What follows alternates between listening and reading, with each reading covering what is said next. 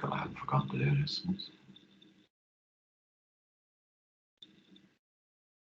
Okay, we are recording. So what are we going to do today?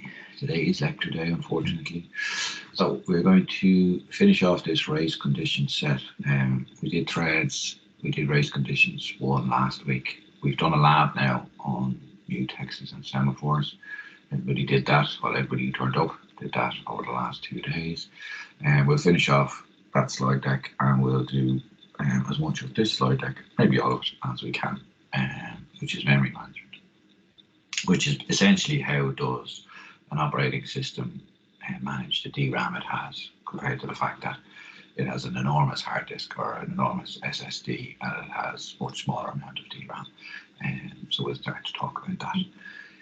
Okay, let me see what else I wanted to check with you. The lab we did over the last few days, a good few people turned up, some people didn't. The problem is if you don't get that semaphore stuff, you're going to have a big problem for CA2. We will do a lot more practice on it next week. I'm not sure whether we'll do it anymore after that. We'll see how we go for time. So what I'll try do, because I'm nice, is I'll try to dig out a video of that lab from last year when the whole thing was online. You obviously have to accept that you're not the students that were at it, and there may be mentions in it to do with CAs or God knows what that aren't relevant to you. So if you're watching the video, please remember that it's from last year. Just use the content of the technical stuff, not comments that might be in it about previous or next CAs or things like that, okay? So just always be wary. It's not one of the videos from this year. There could be something in there and that's relevant to a CA from last year, which isn't relevant to you. Okay, so any questions before I lash into this? I will dig up that video today or tomorrow. I'll just have to edit it a little bit and then I'll put it up and I'll let you know it's there. All right, so as I say, my advice is make sure you turn up for the lab next week because it'll probably be your last chance to do a decent job of learning the semaphore stuff. Okay, I'll keep an eye on the chat for any questions. So we'll go in and finish off this race condition stuff. Okay, so let's go here. So race conditions. So last week in the lectures we did all about critical sections, race conditions and atomicity. Fine, you can say that word. And what we did in the lab yesterday and the day before was really just putting that into action. So you have a critical section, which is essentially a piece of code that if 2 threads run at the same time through that piece of code, you have potential for a race condition and which could cause you a corruption. Okay, and the way to solve that is to make it atomic. And essentially what that means is you just put like a little lock or a protector around that piece of code so that when that piece of code runs, the scheduler can't kick in and give the CPU to somebody else. Because if the CPU is given to another thread that's also in that critical section, at the same time, you have the potential for a problem. More corruption, as we saw in the examples. We also saw in the lab yesterday that you could use semaphores for protecting buffers for arrays, for buffer overflow. So we'll talk a little bit more about semaphores now in a few minutes. Right, so let's just go on. So just a little reminder before we go any further, see if people can actually remember what we did last week. Say we have something, piece of pseudocode like that, and 2 threads, we're going to run that same piece of code. And which part of that do you reckon is the critical section? Anybody want to have a guess? Obviously, if you've read through the notes already, you know the answer. But if you haven't, then maybe play along. Anyone? Which part of that do you reckon is the critical section? That if 2 threads ran it at the same time, you could have potential for a corruption. Anybody awake? I know it's early, 7 minutes past 9. Connor says to read. In fairness to you, Connor, that's the obvious one, yeah, people would go for. But you're missing something from last week, which was that someone else has to close. Remember what we said last week, that Reading is fine. You can read your heart's content in parallel. You're not going to have a problem. So there is no critical section in that piece of code. It's a trick question. Okay. So 2 threads, 5 threads, 10 threads can read that piece of code to the heart's content, and there will be no potential for corruption. So there is no critical section. There is no race condition, and you don't need to make anything atomic. All right. Reading is fine. Get that into your head. Okay. Next one. What do you reckon? Which part is the critical section?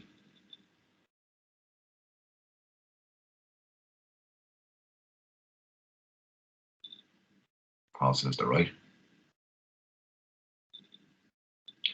Yeah, so because we did the lab before this, and I did it deliberately just to make sure that you get as much as possible out of this. Some people say you could technically make the whole function the critical section. You could make those 3 lines the critical section. But the minimal critical section, the absolute minimal critical section, is just that 1 line. Okay, so technically all you could, if you protected the one on the left or the one on the right or that one, it'll all work. Okay, the reason why that one is the best one is because you are minimizing the critical section. You are minimizing the time where the scheduler isn't allowed to switch to another thread. Okay, now sometimes you might want that one of those, but in this case, that's if I asked you what's the minimal critical section, it's that. If I just asked you for a critical section, then technically any of those are correct, but that is the minimal critical section. All right. What about that one?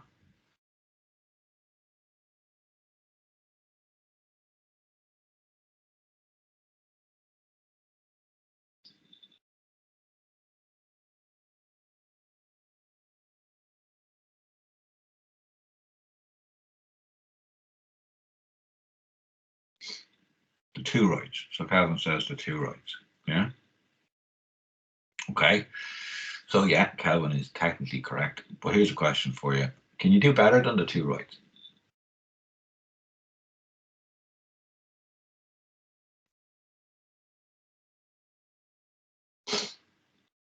No, we'll keep it to the minimal, okay? Which means we only have to deal with the rights. So the issue is here, there's a right to a file A and a right to a file B, okay? So there's 2 rights there, so that's definitely a critical section. So what if I told you there was 10 threads trying to run this function at the one time, but one of the threads wanted to write to file A and the other 9 threads were writing mainly to file B? What would you, is there anything to be gained?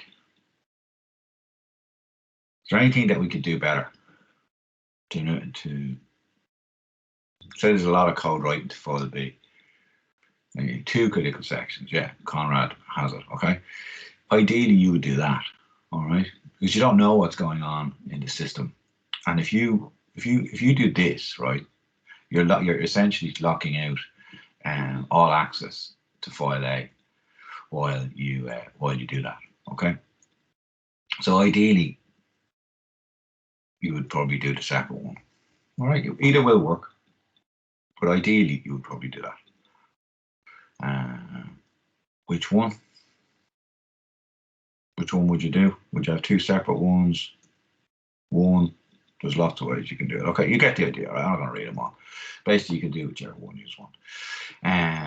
So we finally, hopefully, understand critical sections, right? How do we control access to them during multi-thread applications? We use thread processing, thread first thread. So some of this now we're going to have covered in the lab, all right? What I'm trying to say now is, okay, so we now understand hopefully critical sections and race conditions. There's plenty of examples, right? And now we're going to talk about how do we fix it. So we're going to now talk about mutexes, we're going to talk about semaphores, and we're going to talk about one other important. We're going to talk about 4 things, but semaphores and mutexes are very important. There's one other thing, which is disabling interrupts, which is really, really important. And there's another one, which is hold and wait, which isn't as important, all right? So we're going to do the solutions, how to make things atomic, right? So remember, critical section, code fragment that needs to enforce mutual exclusion of access. Mutual exclusion of access is a fancy term for if I have it, you're not getting it, right? That's what that means. So some form of blocking mechanism to ensure only one thread at a time can access a shared resource. So I think we know that now. And the other threads must wait using some suitable technique. The technique in the case of semaphores is you get queued, and when the critical section becomes available, you get let in. All right. So the important point about this next part is these are OS techniques, right? You can look at this whole area, critical sections, race conditions, atomicity, with Java or Python, whatever, and you'll get different answers. You need to use the synchronized keyword before a method and things like that. For OS design, these are the methods you need to use, and this is an OS course, so therefore that's why we're doing semaphores and mutexes and all that sort of jazz, right? Which most of you will probably never see a semaphore again in your life, and some of you might, but the concept you will definitely come across, which is if I have two threads going after the one resource, I need to be careful if they're writing to it. All right, so that's what that's just saying there. In appland, so just there's an important point there, right? See that third last line. In appland, protection tends to be used a lot at method level, right? So in other words, if you're trying to do this at in say Java or Python, as I said a few times now, you'll use a keyword called synchronized, and what that means is you're making the whole method that it will run in completion before another thread is allowed to run that method, which is fine at application land, right? Because it's let's just say it's real time demands are less. What do I mean by that? It means that in appland, it doesn't really matter if your application doesn't do much for 50 milliseconds, right? 50 milliseconds, by the way, is almost a 20th of a second, right? Whereas in OS land, 50 milliseconds is a huge amount of time, all right? So we can't afford at OS level to be using synchronized types methods, right? And that's why the solutions are much more what's called granular right there. You actually have to pick out the lines of code you want to protect, right? Because you can't have this wasted time whereby you decide that nothing else is going to be able to run while I fix this, okay? So be careful. An OS uses different methods than appland. So what are we going to talk about? We're going to talk about these four methods, right? Now we've already met mutexes and semaphores, which is great, but we'll talk a little bit more about the theory of semaphores. And the first one though is particularly interesting. And for my sins, I would have had to work with the first one quite a lot because I grew up on embedded systems whereby you had very simple operating systems. And if you wanted to protect two threads or whatever going after a resource, you had to disable the interrupts. And can anybody, before we read on, why would disabling interrupts solve the problem of another thread not being scheduled in on top of you? Why would the disable an interrupt solve that problem?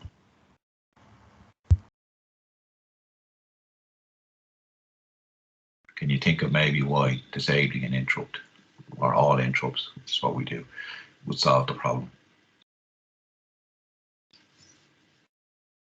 So the problem is essentially, remember, I have a thread, I'm running through a critical section, and there's another thread and it wants to also run the critical section.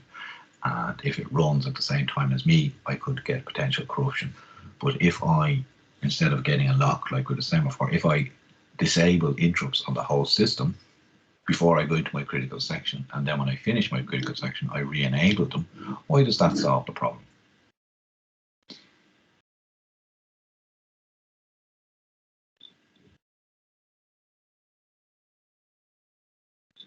Anybody, any ideas?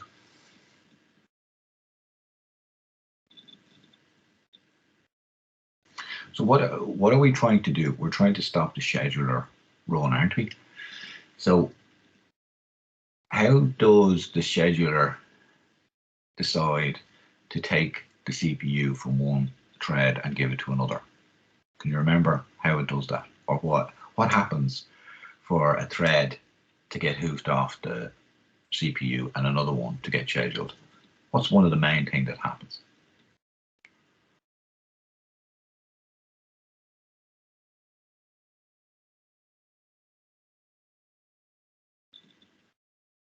It finishes as 1, but that's not as relevant in this particular case, Luke, because the whole point is we're running through, but they're both running through a critical section, so they're not going to finish, but it's true.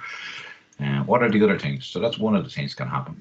What's another thing that can happen for you as a thread to get hoofed off the CPU and another one gets in?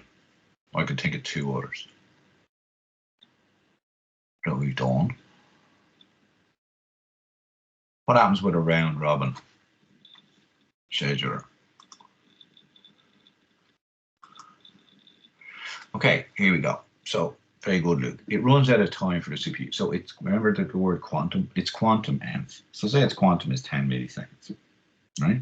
So what that means is a thread gets 10 milliseconds, then another thread gets 10 milliseconds. How does the operating system time the 10 milliseconds? It uses what's called a hardware timer, okay? So in other words, every 10 milliseconds, one of these timers goes off. And what that does is it interrupts the processor, right? So every 10 milliseconds, it goes bing, and it sends a signal to the processor and says, here, the 10 milliseconds is up, do whatever you have to do. I'm setting another 10 millisecond interrupt, and I'll come back to you in another 10 milliseconds, right? That's done by what's called an interrupt, a hardware timer interrupt. If I disable interrupts, guess what? That won't happen. Okay, so the CPU, the quantum will essentially get longer, right? So the CPU won't be interrupted if I disable interrupt, which means my thread, if it's running, will stay running. All right, and also all I/O is controlled by interrupts. So if I disable interrupts, I prevent any I/O happening. So therefore, I am not going to get descheduled. I'm going to stay on that CPU. So disable interrupts will work, and we'll talk about more in a second. Mutex we've come across, wait and signal we'll do in a second, and semaphores we've met basically, but we'll do a little bit more info on them now in a second. So disable interrupts, this is basically a timer interrupt or any interrupt is required for the scheduler to do a context switch. That's essentially what I was trying to get out of you. Luke nearly got it. All right, well done, Luke. So if the scheduler does a context switch, it will allow another thread to run. And so we know if the 2 threads go through the critical section, we could have a problem. So if we disable the interrupts, which means that timer interrupt can never happen, then the second thread can never run. So the critical section of the first thread will finish with no interruption. So remember yesterday we did the get lock and the release lock. If we change that to be, instead of get lock, we said disable interrupts, and then we did our critical section, and then we said re-enable interrupts, that would work as well. All right, but there are some problems. As I say, from my sins, I've done a lot of this, okay, in the past. And the issue is, if you get very used to doing this, you go, oh, I'll just disable the interrupts and I'll re-enable the interrupts, right? Well, the problem is, as most of you know, when you write a simple piece of code, it's very easy to understand. As that code grows and you add in more loops and if statements and all this sort of jazz, you get more and more paths through your code. And there's a chance that you could actually disable interrupts and then there's a path out of that method or function and you didn't re-enable them. And if you don't re-enable them, you're screwed because there's no scheduling, there's no I/O, there's no nothing, and the system will hang. All right. So it's a very, very powerful way of applying atomicity to critical sections, right? But it's quite dangerous, so you have to be very careful. Now, if you look closely at the kernel code in the Linux, you'll find it everywhere. But they're very, very skilled people who are writing the Linux kernel, okay? So yes, it works, but it can be dangerous. And your other problem is, if you disable them for too long, remember what I said. I said the quantum actually gets a longer because there's no interrupts, right? So you're messing with the system clocks, right? You're messing with the system timers if you do this. And you can get in trouble with real-time events. What I mean by real-time events is something like, you just take for granted that Wi-Fi works on your phone and all that sort of jazz, or Bluetooth or whatever. They work because the data is coming in over the radio, over the air into the phone, and it goes to a specific, comes in via an antenna into a specific chip. And that chip has what's called a buffer or an array like we met yesterday. And it's a big buffer, right? It could be thousands of bytes long. And the bytes as they come in are being thrown into that buffer. If you mess with disable interrupts, the risk is that buffer isn't emptied and you get a producer-consumer problem right there. In other words, there's too much stuff coming in on the Wi-Fi, and if you don't empty that buffer quick enough, you're going to lose data. All right, so you have to be really, really careful when you use disable interrupts for that reason. All right, so that's essentially disable interrupts. Very powerful, works really well, but you have to be very careful. There's two big issues. Mutex, we did the mutex, right? So I'm not really going to spend much time on this. Using an atomic structure to change the lock, yeah, what we do, yeah. What was the lock? Yeah, it was the mutex, blah blah. Okay, fine. What we do. But here's an interesting one. Remember, I'll drag you back, right? The mutex is okay. So that one was our C code, yeah. That was our piece of C code, and the atomic instruction was the thing to get the mutex to get locked in. The lock was the actual mutex, right? The critical section we know was the addition to the counter. Remember our script, our lock test script, and we will come back to this in the lab, by the way. And remember we had this idea that we would use, make there essentially to get a lock, right? It's the exact same idea, except it's using a script, right? So we relied on an atomic instruction, indivisible, to get our lock, right? And it was make there was the atomic. And what that means is, if two threads run make there, only one of them will complete before the other one does, right? So you're guaranteed to get a correct result. And the directory was the lock, and the critical section was the instructions counting from 10. We'll come back to the script.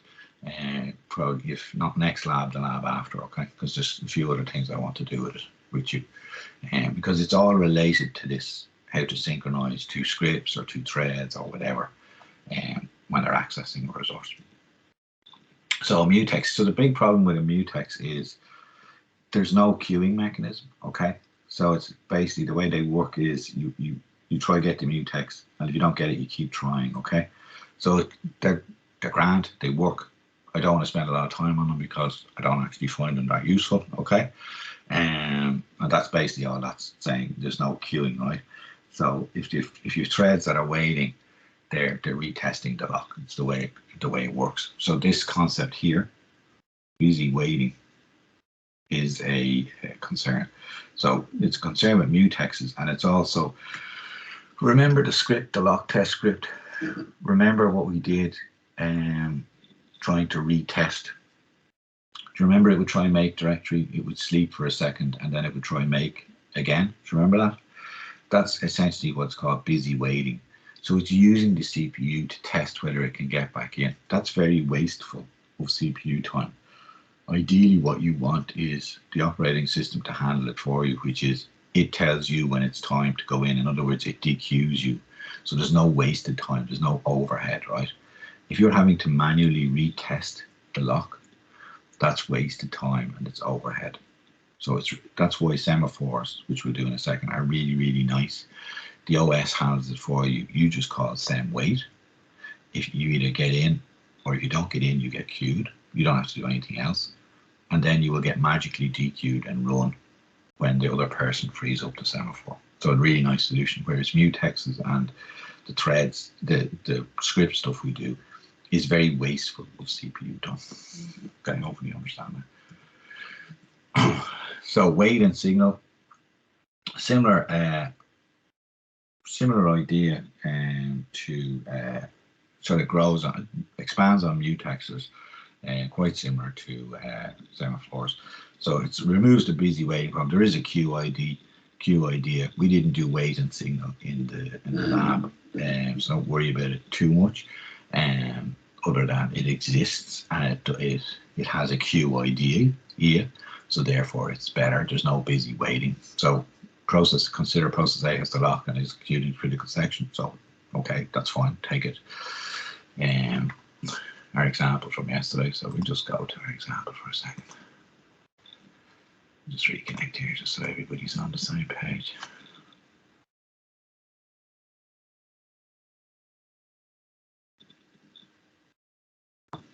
Let's now bear with me for a second.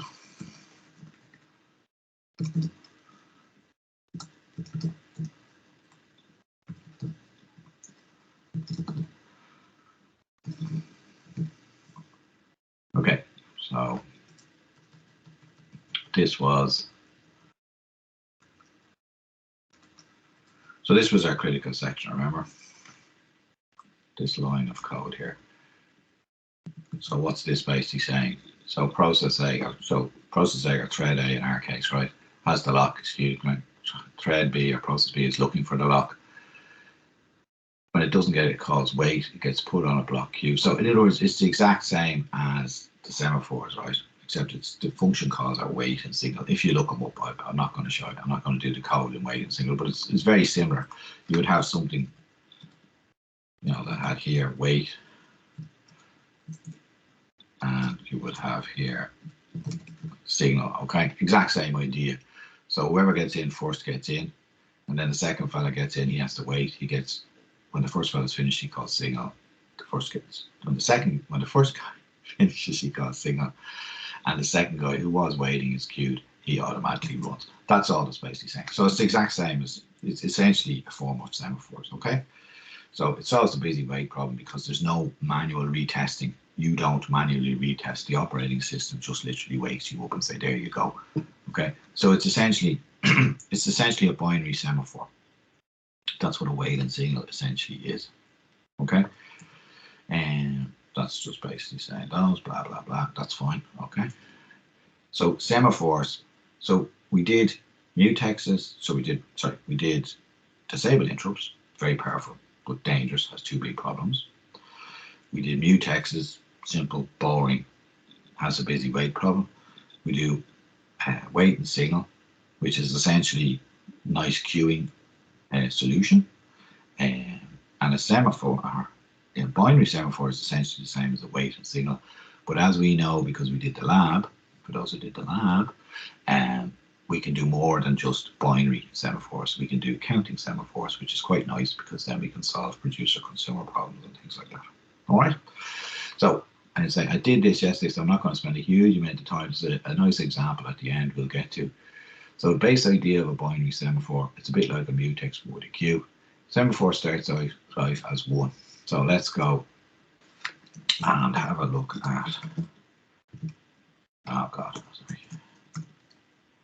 Oh, by the way, somebody asked me yesterday, is there any chance I do a video on Vi? Because I use Vi obviously for the last, God, how long? Too long, 34 years, right? I've been using Vi. That's pretty sad. But the gas thing is, it proves it has stood the test of time, that it's a pretty good editor. Anyway, to cut a long story short, somebody asked me would I do a video on the main things on what to use in Vi to be able to edit quickly. So if I get a minute, I'll do that for you. It's the type of thing that you probably need to know. You probably all know about 2 or 3 or 4 things, but if you knew just a few more, you can actually move around the file very, very quickly. Because you see me hopping around the file, but you don't actually know what I'm doing. Like for instance, like if I want to search, for instance, create, I'll just go /create and it'll jump to the create, right? If I press N, it'll go to the next one. You've probably seen me change a word. So for instance, say I wanted to change all those create words to creation. If I just go to CW, I can do that. And then if I go to the next create and press dot, I can do it again. So there's loads of tricks, right? So I'll if I get a minute, I'll do that. Okay, sorry, is Vi the easiest editor to use? No, it's not. If you have never learned Vi, then maybe not the place to start. The easiest editor to use on a Linux system is Nano, but I grew up on Vi, so I use Vi. Is it the fastest? Is Vi the fastest editor to use if you know what you're doing? I would say yes. But it's, to me, if there's any chance you're going to be working on servers a lot, I would learn it. Would I learn it at the expense of making sure I pass my exams? No. But is it something I would probably make sure I knew how to do? Yes, but the problem is, it's like anything. If you learn it, sorry, we're digressing here for a minute, but if you learn it and you don't use it, say every week, you're wasting your time, right? Because you'll forget it. So if you are going to learn it, you need to use it for every time you use anything on Linux or Unix system, right? Then it'll stay with you. There's no point in learning it and then thinking you're going to go back to it in 6 months. Oh, I know how to use void. Sorry, you won't. You'll have forgotten it. Okay. Anyway, point is, I'll do up a little video when I get a minute. All right. Okay. So, sorry, what were we talking about? Semaphores. Yes, we said semaphore starts out of life as 1. When the process is in a critical section, the semaphore is 0. So let's have a look at that. We said for a semaphore, there are 4 main functions you need to watch out, 4 main things you need to watch out for. 1, you need to declare the semaphore up the top of the file. So in this case, we have a semaphore called S, very boring. And then we need to initialize the semaphore. So you need to do a sem init call. It's always in your main, right? Because you don't put that call in your thread, because you only want to do that once, okay? So we initialize this semaphore to 1. Do not mess with this parameter in the middle, it does something different. So the name of the semaphore and what you initialize it to. As we said in other part of the lab, you can initialize it to anything you want, but in the simplest form for just a binary semaphore, you initialize it to 1 or 0. In this case, we initialize it to 1. And then we let the program start. So what happens? It says, semaphore starts life as 1. Okay, our semaphore is now 1. When a process is in a critical section, the semaphore is 0. When a second process or thread tries to enter the critical section, it will queue because the semaphore is 0. Okay, so what does that actually mean? So we started off as 1, then we created 4 threads in this case. Thread 1, so all 4 threads are trying to run this piece of code at the same time. So the first thread comes along and he does the same wait on that semaphore.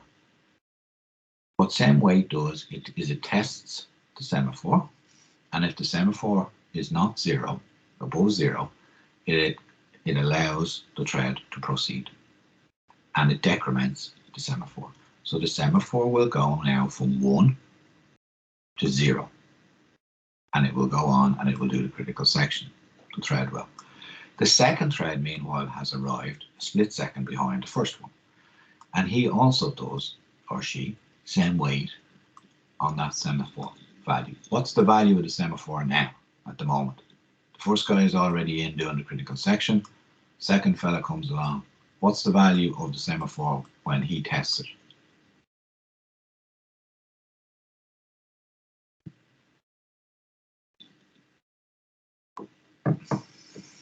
Hello? Anybody there? Wishes to speak to anybody here?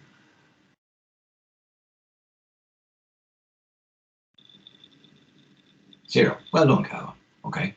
So because it's 0, what happens? Somebody must have been paying attention in the lab. If you test a semaphore and it's 0, what happens to you? You end up getting, you have to wait. You get queued. The operating system queues you, right? So the second fella comes along, he sees 0 and he gets queued. And guess what? The third and the fourth get queued as well. So the semaphore is now at value 0. Then the first thread does this call, sempost, which essentially means I'm finished with this semaphore now, and I'm going to post it back. Yeah, that's basically where it comes from. And what happens is it increments, the operating system will try increment the semaphore from 0 to 1. But as it does it, the operating system will check, is there anybody queued? And in this case, there are. How many threads are queued in this case? When the first thread finishes and does this post, how many other threads are queued?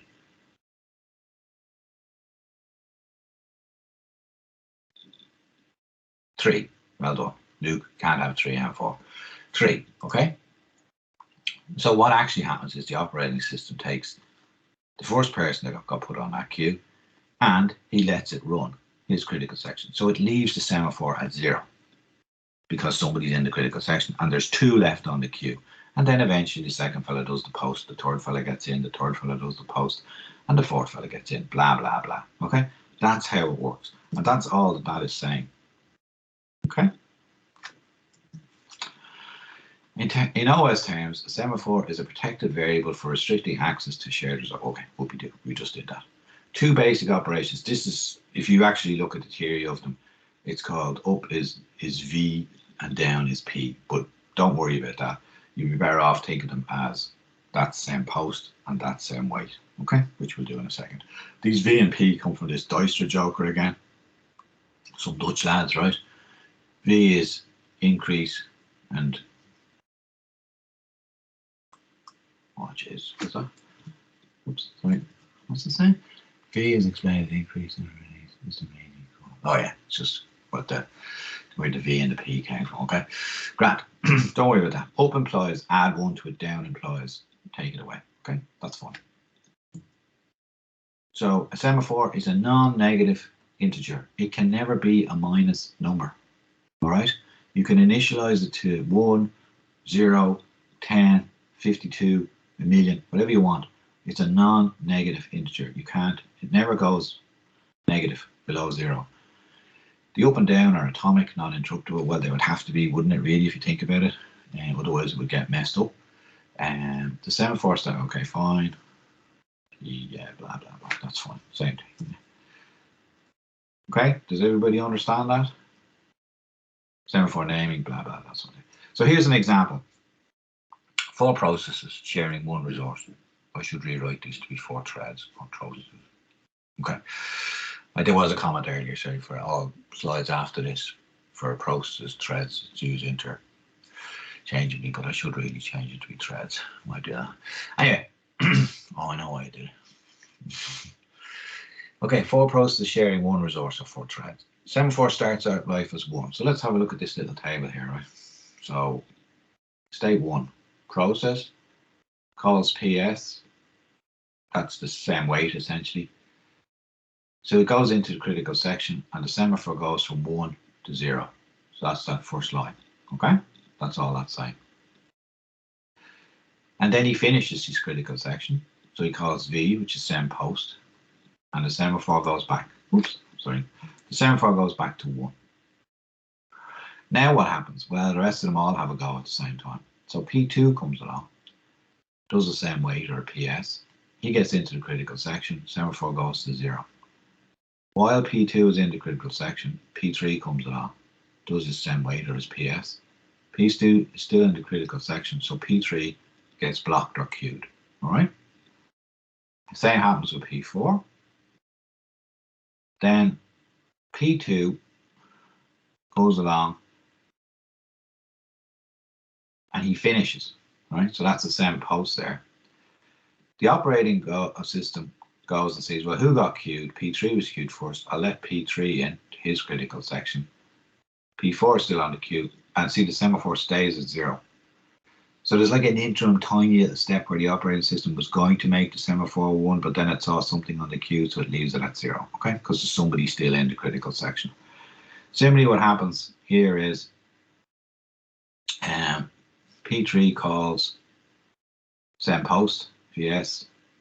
So it finishes, so P4 gets dequeued and gets put in. And then eventually P4 finishes, calls send post or VS, and the semaphore finally goes back to 1. Okay, so hopefully everybody understands that diagram. If you don't, listen back to the video, but you need to understand that. All right, any questions? That's the naming. And then just the types, which is the binary one, which is the simple one just for a single lock. And then the counting was the one we did for the, remember we did it for the producer consumer problem in the lab, which is important. You need to understand that as well. Okay, very, very powerful. Or you could use it for multiple instances of a resource, right? In our case, it was the multiple instances of the positions were in the array, all right? And that's essentially what the multiple instances of the resource, so multiple memory locations, but it could be number of printers, could be anything.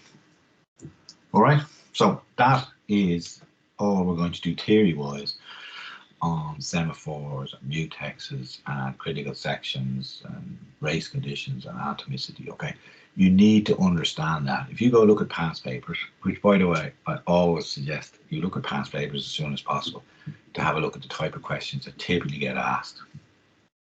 And like often, you will be asked to explain what's going on with the race conditions, critical sections, atomicity. You might be asked about semaphores. You could be asked about that script thing with the make there.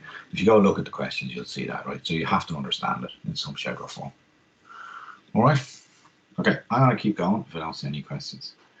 What time is it? It's quarter to 10, right? And we're going to do a totally different topic. So I'll give you a 10-minute. I'll give you a 10-minute break just to get a glass of water or coffee or whatever the hell you're drinking at this hour of the morning. So at 5 to 10, we will do the memory management stuff. Okay, so I'll kill this video and I'll start off a new video when we do that. All right, so I'll see you in 10 minutes at about 5 to 10.